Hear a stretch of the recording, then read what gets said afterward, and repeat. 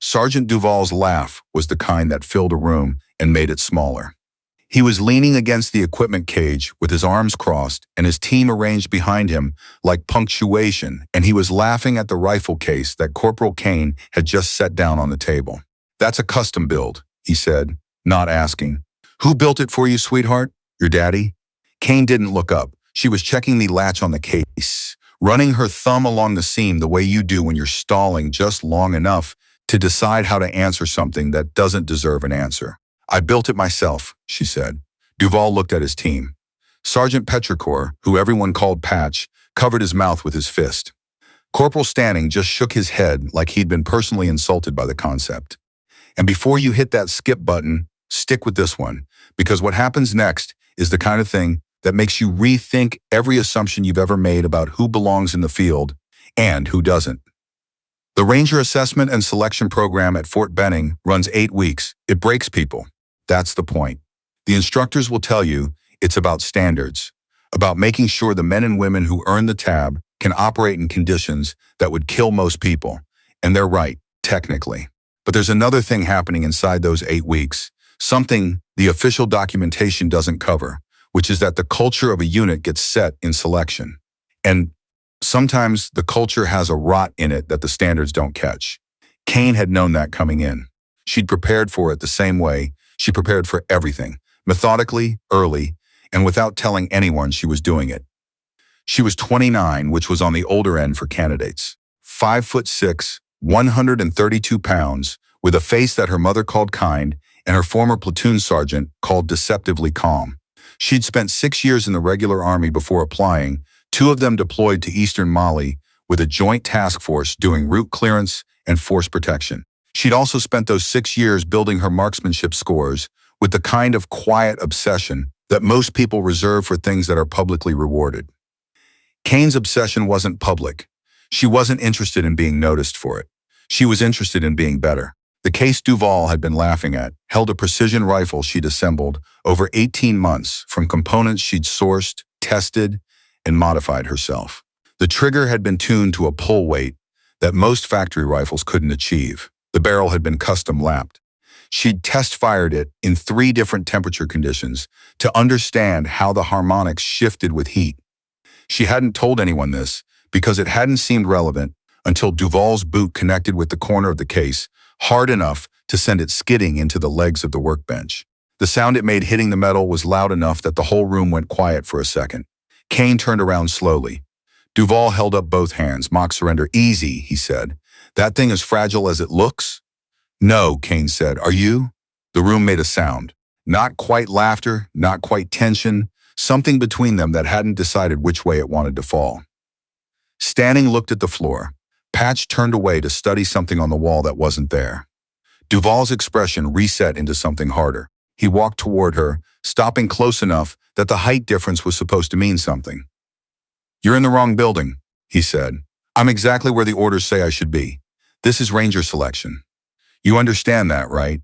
Not marksmanship certification, not admin support. This is 8 weeks of the worst thing the Army can legally do to a person, and then they send you downrange to do actual work. I'm aware of what selection is, Sergeant. Then you know what your odds are? Better than you think." He studied her for a moment, the way you study something you don't trust. Then he smiled, and it was the kind of smile that was really a warning dressed up in politeness. "All right," he said. "We'll see." The first week was a sustained assault on everyone equally. That was one thing Kane could say for Master Warrant Officer Deschaines, who ran the program with the energy of a man who had given up sleep sometime in the previous decade and hadn't missed it. Deschaines did not seem to register gender. He registered performance. And in the first week, Kane's performance was exactly where she'd calculated it needed to be. Visible enough to establish credibility, careful enough not to trigger the specific kind of male anxiety that comes from being outperformed by someone you've decided shouldn't be there. She finished the first 12-kilometer ruck march in the middle third of the group. Not first, not last. Solid. It infuriated Duval anyway. She could see it in how he watched her at the checkpoint, like he'd been expecting something different, and the absence of it was its own kind of insult. The other candidates watched her differently depending on who they were. Corporal Thies, a signal specialist from Shiloh, with the kind of quiet competence that doesn't announce itself, gave her a single nod when she logged her time. Corporal O.C. Mensah, who'd done 2 tours in a light infantry battalion and had the 1,000-yard stare of someone who'd earned it, didn't react at all, which was its own form of acknowledgement. And then there was Sergeant Varlow, a tall redhead from somewhere in Alberta, who'd apparently told anyone who'd listened that he'd quit before he let a woman finish ahead of him. Varlow would be gone by day 11, stress fracture in his left foot, exacerbated by the fact that he refused to adjust his pack weight, because doing so would have required admitting he was struggling. Kane noted his departure without comment. The weapons qualification came on day 9, bright and cold, the kind of November morning at Benning that makes you question your life choices. 22 candidates lined up at the 500-meter firing line with standard C8 carbines, and the specific kind of energy that happens when people who are already exhausted are asked to perform a precision task. Duval shot well. Kane had expected that. Whatever else he was, he hadn't earned his rank by being incompetent with a weapon. He fired his 5-round group, and when the spotter called the results, every shot was inside the scoring ring, centered well left of middle but consistent. He stood up and looked at Kane. "Let's see what the custom rifle actually does," he said. "This is the C8 qualification," Kane said. "Same as everyone?" "Right, of course." She moved into position. The rifle felt different from her own, heavier in the wrong places, the trigger pull longer than she preferred. None of this mattered. She'd trained with service weapons for exactly this reason, because dependence on personal equipment was a liability. First shot. The spotter called it center, slightly high. Second shot. Center, same elevation. Third, fourth, fifth. When they measured the group, it was tight enough that Deschaines walked over from 3 positions away to check the spotting scope himself. He looked at it for a moment, then he looked at Kane. "Good fundamentals," he said, and moved on. That was all. But Duval heard it, and the muscle along his jaw did something complicated. "Beginner's luck," said Stanning from somewhere behind her. "5 rounds isn't luck," said Theus from somewhere else. Nobody responded to that directly, but the silence had a particular quality to it. That evening, in the barracks, Kane lay in the corner bunk she'd claimed on day 1, the one with 2 walls at her back, and listened to the building settle around her. 30 men and 1 woman, and the air between them charged with something that hadn't found its outlet yet. She was thinking about her father. He'd done 2 decades in the Princess Patricia's Canadian Light Infantry before a training accident in Wainwright took part of his hearing and all of his patience for Army bureaucracy. He'd come home when Kane was 7 and spent the next several years teaching her things that had no obvious civilian application. How to read wind at distance, how to move through terrain without disturbing it, how to wait. He'd never pushed her toward the military. He just assumed she'd figure out her own reasons. She had. Those reasons were hers. She hadn't shared them here, hadn't mentioned her father to anyone in this program, hadn't traded on any of it. She wanted to earn whatever she earned with nothing behind her but her own work. Somewhere across the barracks, she could hear Duval talking in a low voice to Stanning and Corporal Mbeki. She couldn't make out the words, only the rhythm, which was the rhythm of people making a plan. She closed her eyes and made herself a note of it. The stalking exercise on day 12 was where Kane first understood how organized the hostility was becoming. She'd been partnered with Corporal Greer, a former EOD technician from Petawawa, who'd said approximately 11 words since selection began and seemed to experience the world through a lens of pure operational assessment. He wasn't hostile. He also wasn't warm. He was functional, which was enough. They were 4 kilometers into the approach phase, moving through dense hardwood, when Kane noticed the problem with her compass. The deviation was small, maybe 3 degrees, but she'd calibrated it that morning, and 3 degrees at 4 kilometers meant a significant displacement from their objective. Someone had introduced a magnetic source near the compass housing, small, targeted, precise. She stopped. Greer stopped with her, reading her body language without needing an explanation. "Compass is off," she said quietly. He looked at her, then at the compass, then at the trees around them. His expression didn't change. "How far?" 3 degrees. "Enough to matter. You sure it's not just the terrain?" "I calibrated it as 06 through Tino." He was quiet for a moment. "Then, navigation by terrain association from here. I'll take primary." They rerouted using map reading and ground features, hit their first checkpoint only 11 minutes behind their projected time, which was recoverable. When they submitted their logs at the end of the exercise, they'd qualified. Kane logged the compass incident internally. She didn't report it yet. She didn't have enough. That night, she was cleaning her personal rifle in the equipment room when Corporal O.C. Mensah came in, alone, and started on his own kit at the bench across from her. They worked in parallel for a few minutes before he spoke. "The compass thing," he said, not looking up. "You know who it was. I have a theory. Mbeki does the same thing to guys he doesn't like in regular service. Small sabotage. Nothing provable. Why are you telling me this?" O.C. Mensah ran a brush through a chamber and inspected it. "Because I've been watching what's happening, and I've decided I'm not comfortable watching it anymore." A pause. "My mother served in the Canadian Forces Nursing Service. 20 years. She has stories about this exact pattern that I have been hearing my entire life." He set down the brush. "I'm not in the business of perpetuating what she went through." Kane looked at him for a moment. "Thank you. Don't thank me yet. There's something else you should know." He kept his voice low. "Duvall has been talking to candidates outside this intake. Alumni, mostly. He's building a case that you're getting preferential treatment, that the program is being modified for you. He's circulating it widely enough that some of the instructors are starting to hear it. Is any of it true?" "Not one word." She went back to her rifle. "Then I'll have to make that obvious." "That's one approach," O.C. Mensah said. "The other approach is understanding that being twice as good isn't always enough when the ground rules are being changed around you." She thought about her father, about the particular patience he'd tried to teach her, the patience of someone who understands that the problem in front of you is not always the problem that's actually threatening you. "What do you suggest?" "I suggest you start paying attention to who else is being isolated. You're not the only one they're working on." He was right. Over the next 3 days, Kane noticed the pattern extending. Theas was being frozen out of informal briefings where candidates shared information about upcoming exercises. O.C. Mensah himself was finding equipment moved, misplaced, nothing dramatic, but enough to create friction. And a candidate named Sergeant Adjay, who transferred from the Royal 22nd and spoke with an accent that Duvall apparently found objectionable, was getting the kind of scrutiny that had nothing to do with his performance, which was excellent. The group was being sorted by something that had nothing to do with the official criteria. On day 16, Kane requested a brief meeting with Warrant Officer Deschaines at the end of the training day. She kept it short. She presented 3 specific incidents with dates and descriptions. She was careful not to editorialize.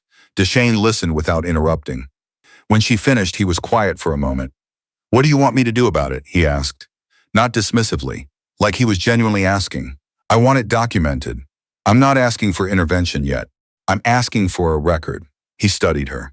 "You know what happens to candidates who come to me with complaints. I know the reputation. I also know that if something escalates and there's no prior documentation, the institutional response will be to treat it as an isolated incident." She held his gaze. "It's not an isolated incident." Another pause.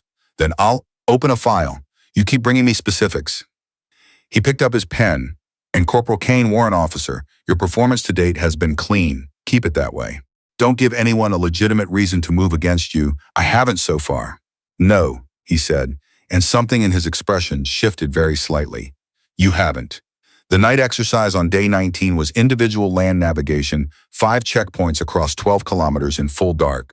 Kane drew the 2100 hours start time, which put her hitting checkpoint 3 around 2300, which was when O.C. Mensah, in the most carefully worded text message she'd ever received, suggested she be particularly situationally aware.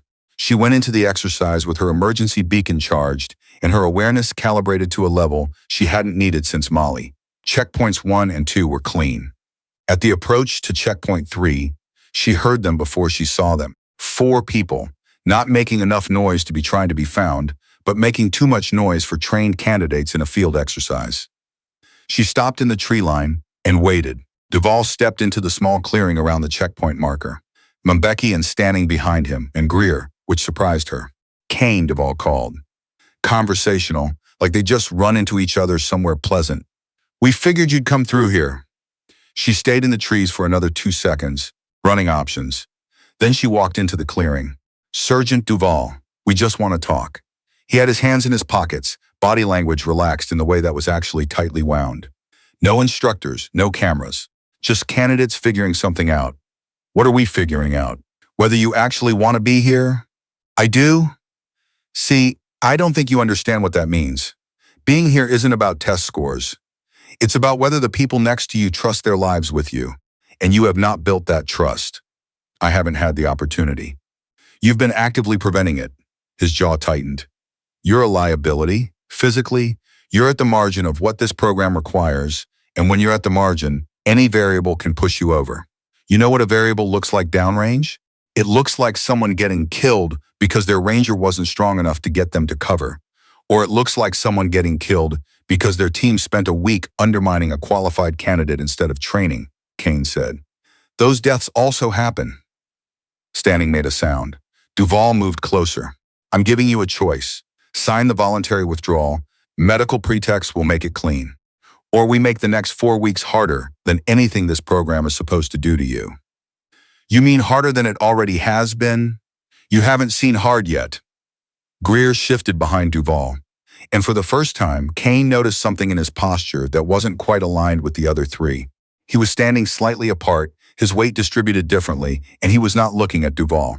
I'm not withdrawing, Kane said. Duvall reached out and put his hand on her shoulder. She removed it, not aggressively, simply. She lifted his hand at the wrist and placed it back at his side. Don't, she said. You think you can. I think you should be very careful about the next thing you do. She reached into her collar and removed a small device, held it up so he could see it. Voice activated.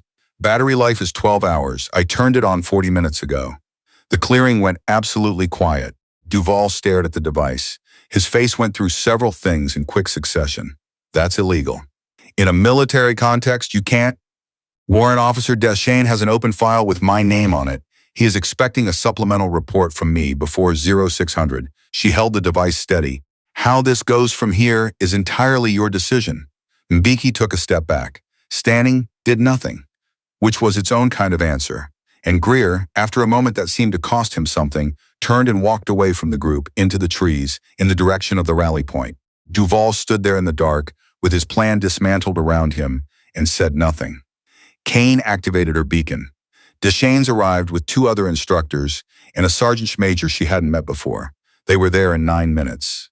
What followed was not dramatic in the way the preceding hour had been dramatic. It was administrative and very thorough and extremely quiet. Duvall, Mbeki, and Stanning were separated from the exercise and confined pending review. Greer was interviewed separately. His story matched Kane's on every material point. He'd known what was planned and had gone along until the moment he couldn't anymore. In the debrief with Deschênes the next morning, Kane sat across from him and the sergeant major and a JAG officer who'd appeared from somewhere at 0700 with 2 cups of coffee and a recording device of his own. They listened to the entire recording, 41 minutes of audio. When it finished, the room was quiet for a moment. You planned this, Deschênes said, not accusatorially, observationally. I created the conditions for them to document themselves, Kane said. Yes, you took a significant personal risk. The alternatives were withdraw or wait to see what harder meant. She met his eyes. Neither of those was acceptable. The sergeant major, who had not introduced herself, but whose rank, insignia Kane had catalogued immediately, leaned forward. You went to Warrant Officer Deschênes for documentation before this happened. 3 days before. That was smart. I was taught to build a record, Kane said. My father's advice. He said institutions respond to patterns, not incidents. The sergeant major sat back. Who's your father? Retired.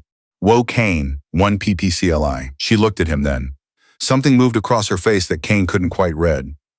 Vincent Kane, you knew him? I served under him for 2 years in Kabul. He was the best land navigator I have ever worked with. She paused. He mentioned a daughter who could outshoot him by the time she was 16. Kane said nothing for a moment.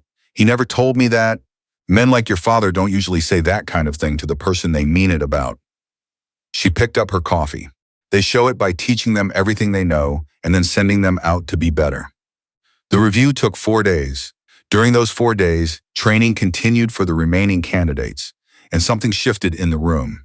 Not immediately, not cleanly, but perceptibly. Thea's made a point of sitting next to Kane at the morning brief.